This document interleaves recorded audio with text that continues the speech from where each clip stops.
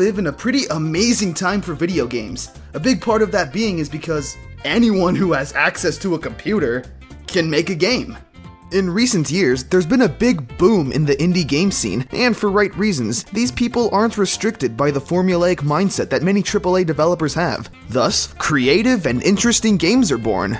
Now believe me, I know making a game is really, really hard. But the best place for any game developer to start is through hacking. Taking already existing games and messing with them. And that's what we're looking at today. My top 10 most fun Mario hacks. Fan games, whatever you want to call them. Hey, it's Pikachu! Super Pikaland Ultra, Chocolate Edition. This game is pretty much everything 6-year-old me could have ever asked for. A Pokemon platformer. The game feels exactly like Super Mario World. The running, jumping, momentum, and even the spinning. It should make you feel right at home. But everything else, however, is completely custom and unique. The stages, the sprites, the backgrounds, even the music has awesome renditions of famous Pokemon tracks. You take control of Pikachu and traverse this mysterious world fighting off other Pokemon. Why? Well, the game actually has a somewhat solid storyline, so if you want to find out, you'll have to play it. And the sprites look really good. This is exactly how I would imagine these Pokemon looking like if they were just thrown into the Mario universe. If you're a Pokemon fan, I'd totally recommend this game. It's over 60 levels long and chock full of hidden surprises and references. Also, the main menu theme is Street Fighter music. Why? I don't know, but I love it.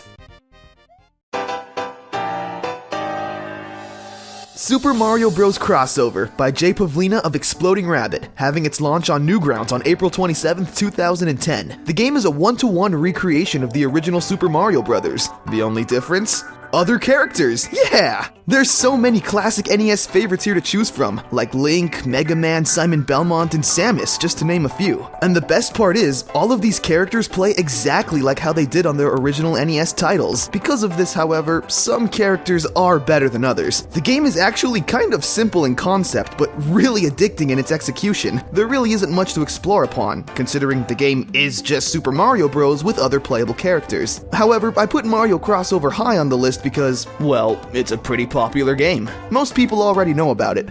But if you didn't, well, now you do.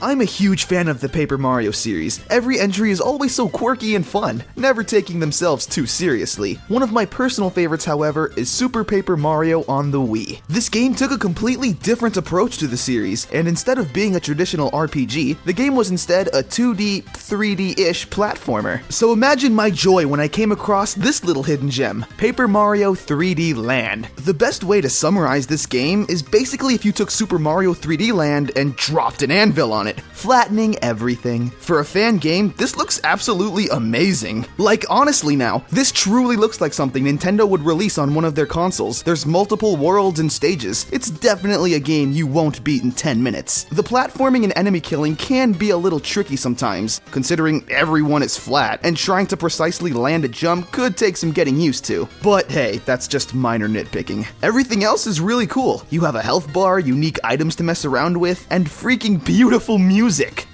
I love you, DJ Coco. Never change. Choose your destiny. Flawless victory.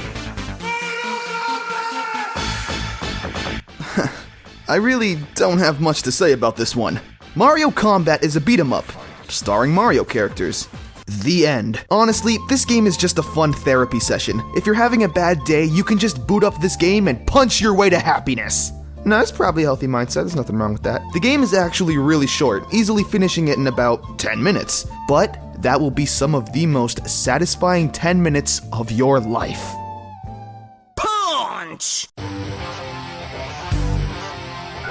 Kaizo Mario World. or honestly, any kind of unfairly difficult Mario challenge. A lot of people nowadays complain about the modern Mario games, saying that they're way too easy and they constantly hold your hand, and while that is very true, I never really had a problem with it. Kaizo Mario World is pretty much the anti-modern Mario game. The game is unfairly difficult. It breaks almost every rule you know about fair level design, and honestly, breaks every Mario rule we've grown used to. For example, the game is littered with invisible coin blocks that predict where you're going to jump to avoid an obstacle. Kaizo Mario World requires every ounce of your Mario skills and ability.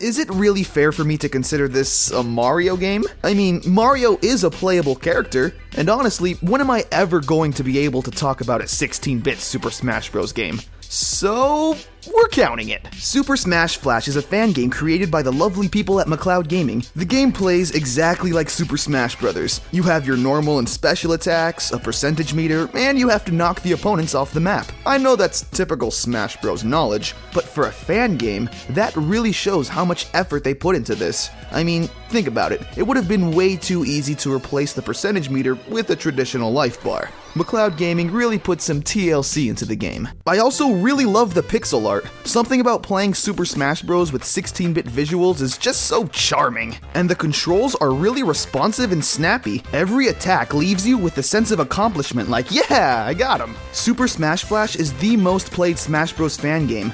Yeah, even more played than Project M. The game also has some really cool non-Nintendo characters, like Sora, Naruto, Goku, Ichigo, and Is that Lloyd?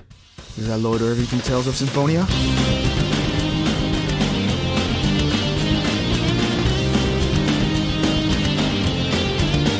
Oh my god, yes! Yes! Oh yes! Yes, forget everything! This game is now number 1 on the list. A Goombahs Walk. This game is pretty high on the list solely for its creativity. Have you ever wanted to play a Mario game where you played as the Goomba? Well, I hope so, because that's what this game is. There is a catch, however. Your character, the Goomba, cannot jump. Nope, no jumping allowed. Because of this, the game functions more as a puzzle game than it does as a side-scrolling platformer.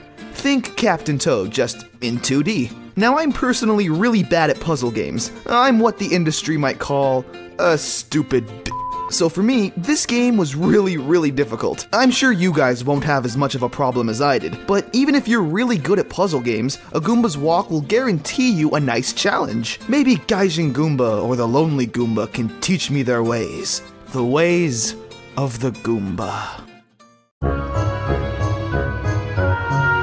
Super Mario RPG is arguably one of the best RPGs on the Super Nintendo. Hell, some people might consider it the best overall game on the Super Nintendo. It's a shame it didn't have a sequel, however, considering its great reception and overall popularity. It did find a spiritual successor in the Paper Mario series, but a true sequel was nowhere to be found.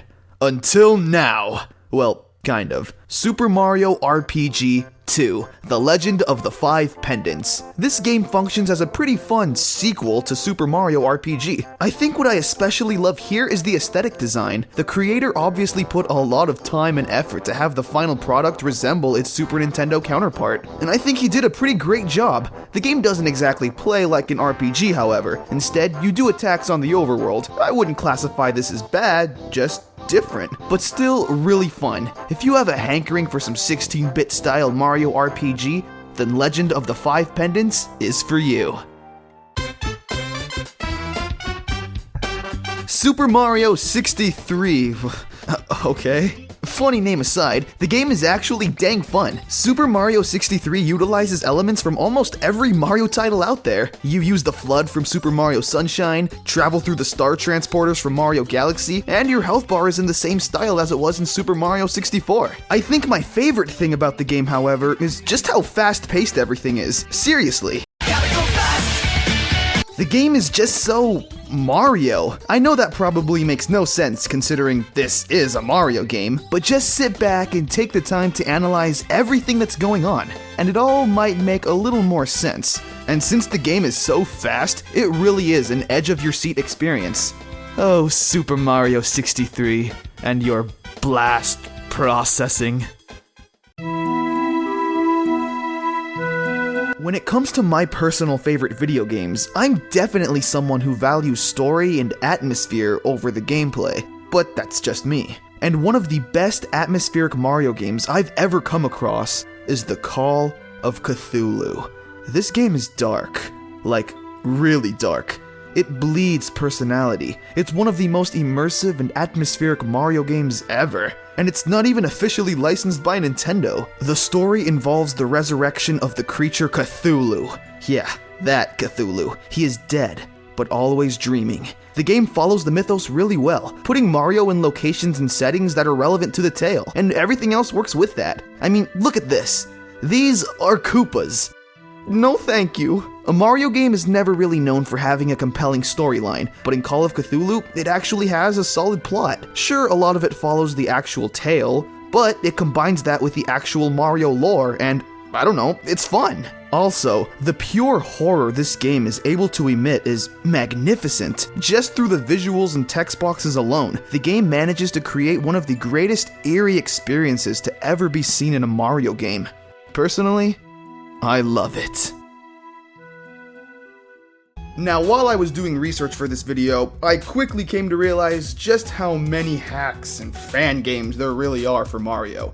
Literally hundreds upon hundreds. And odds are, I didn't get to talk about your favorite one, so I'm sorry. So leave it in the comments below and maybe I'll talk about it, or play it, or something. I'll do something with it. I don't really know what, but I will. Have a good day.